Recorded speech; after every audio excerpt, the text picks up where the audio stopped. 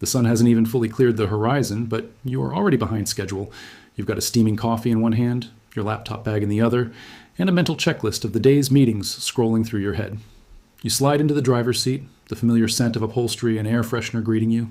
You insert the key, or press the start button, expecting the reassuring mechanical growl of internal combustion. Instead, the universe delivers a cruel rhythmic mockery. Click, click, click, click. Your heart sinks. You try again, holding the key turned just a second longer, as if willpower alone could bridge the electrical gap. The dashboard lights flicker and dim in sync with the clicking, like a dying candle struggling against a draft. This is the sound of a modern tragedy.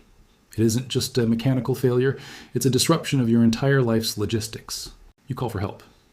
Whether it's a national roadside service or a local shop with a tow truck, the arrival of the expert feels like a rescue mission. The technician climbs out of a van adorned with bright logos, carrying a handheld diagnostic tool that glows with a digital authoritative blue light. He looks like a surgeon entering an operating theater. He hooks the heavy-duty clamps to your battery. He doesn't say much. Technicians often use silence to build gravity. He presses a button, the device whirs, and he delivers the verdict with a sympathetic but firm frown. "Your battery is toast," he says, turning the screen toward you. "Look at the internal resistance. It's off the charts. The plates are likely sulfated, and there's no cold cranking capacity left. I can swap it out right here, or you can tow it.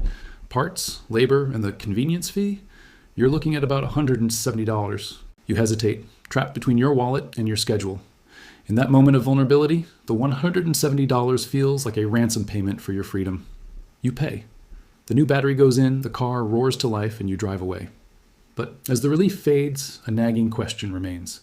Was that battery really dead? The chemistry of the slow clog. To understand why you might have been misled, we have to look at the violent, invisible world inside your battery. Most vehicles rely on the tried-and-true lead-acid battery. It is a box of chemical potential containing lead plates submerged in a bath of sulfuric acid. When you start your car, a chemical reaction occurs that converts chemical energy into electrical energy. This process is surprisingly turbulent. Even in maintenance-free or sealed batteries, the laws of physics cannot be fully contained. As the battery cycles through charging and discharging, it breathes. It releases tiny amounts of hydrogen gas, and more importantly, microscopic droplets of acidic vapor. These vapors are looking for a place to land. They find it on the metal terminals, the lead posts that stick out of the top of the battery. Over months and years, these acidic fumes engage in a slow-motion war with the metal of your battery clamps. This chemical battle produces a crusty, crystalline substance that can range in color from a powdery white to a sickly, neon bluish green. To the untrained eye, it looks like a strange form of engine mold. Most drivers see it and think, "I should probably wipe that off someday," before slamming the hood and forgetting it exists. The great electrical insulator. Here is the smoking gun of the battery world. The crust isn't just ugly, it is a highly effective electrical insulator. Think about the physics of starting a car. Your starter motor is the most demanding component in your vehicle. To turn over a cold engine, it needs a massive instantaneous surge of current, anywhere from 150 to over 300 amps. Imagine a massive water tower, the battery, connected to a fire hose, the starter cable. When you turn the key, you're opening the valve. You need that water to hit the engine with the force of a tidal wave to get those heavy steel pistons moving. Now, imagine that the point where the hose connects to the tower is packed tight with a thick, dry sponge. You open the valve, but the water just trickles through.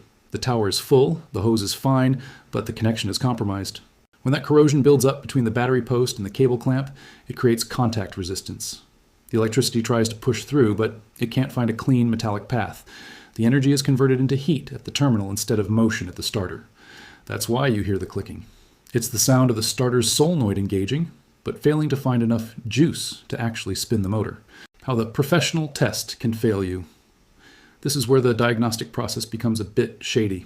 A battery tester is only as smart as its connection. The technician's tester has two clamps. To get a true reading of the battery's internal health, those clamps must make contact with the lead posts of the battery itself.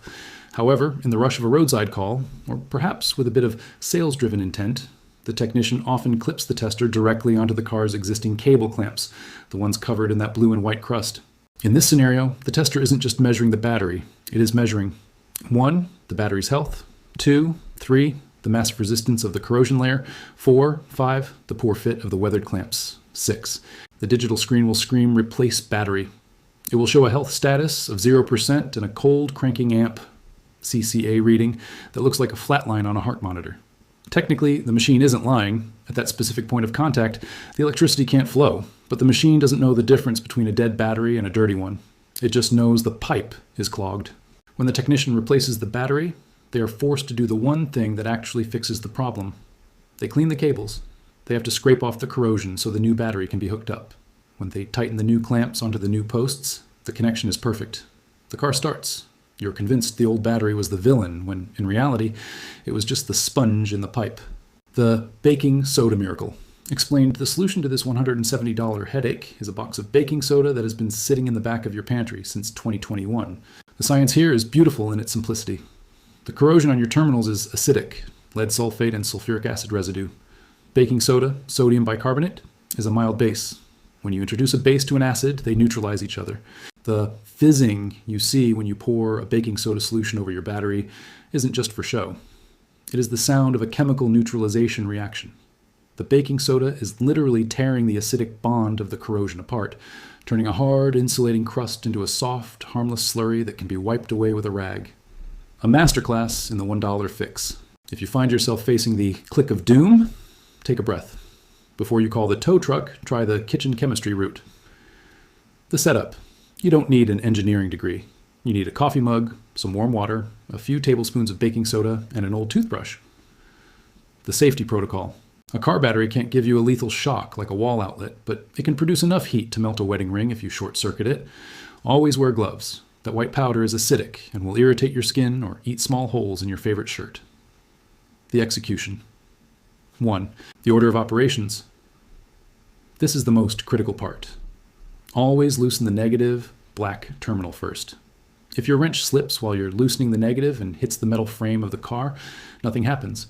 But if you try to remove the positive first and your wrench touches the car's body, you'll create a spectacular spark shower that could damage the car's computer or even cause the battery to explode. 2. 3. The bath. Pour your warm baking soda mixture slowly over the terminals. Watch the science work. The blue-green mountains will melt away. 4. 5. The scrub. Use the toothbrush to get into the grooves. You want to see shiny, dull gray metal. If the metal looks like a polished nickel, you've hit gold. 6. 7. The rinse. Use plain water to wash away the neutralized gunk. Dry it thoroughly with a paper towel. 8. Long-term defense. The 50-cent barrier. Once you've restored the connection, you want to make sure you never have to do this again in the rain or while running late. The secret weapon? Petroleum jelly. A thin smear of Vaseline or dedicated battery terminal grease over the reconnected terminals acts as an airtight seal. It prevents the acidic vapors from ever reaching the metal surfaces. It's a simple physical barrier that can extend the perceived life of your battery by years. How to be the boss of your own engine. How do you know when to stand your ground and when to actually buy a new battery? Knowledge is your shield. For about $10, you can buy a voltmeter that plugs into your car's 12V outlet, the old cigarette lighter. 12.6 volts. Your battery is a champion. It's fully charged. 12.2 volts. It's at about 50%. Maybe it needs a long drive to recharge. The crank test. Watch the numbers when you turn the key. If the voltage stays above 10V while the engine is trying to start, your battery has plenty of push. If it dives down to 7V or 8V, the internal chemistry really is failing, and it's time for a replacement. By understanding these few simple rules of chemistry and physics, you transform from a victim of circumstance into a capable operator. The next time a technician tells you your battery is dead, you won't feel that sink in your chest. You'll look at the terminals, look at his tester, and ask for a wire brush and some baking soda.